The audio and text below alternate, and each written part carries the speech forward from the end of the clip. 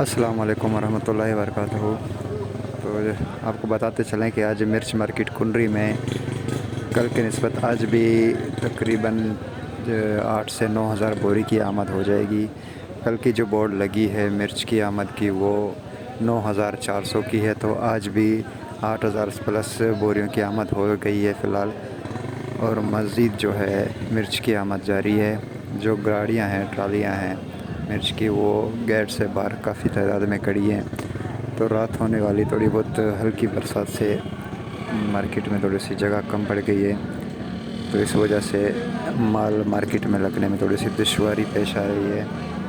جو overall position کی بات کی جائے تو آج بھی کافی سارے مال گیلے اور برساتی آ رہے ہیں، اور اس ہفتے مزید جو ہلکے مال ہیں، برساتی مال کی آمد مزید بڑھتی جائے گی، کیونکہ حالیہ دنوں میں ہونے والی بارش سے جو مرچ کے فصلوں کو نقصان ہوا ہے، جو گھروں پہ مرچ سوکھنے کے لیے پڑی ہوئی تھی، تو وہ کافی ڈیمیج ہوئی ہے۔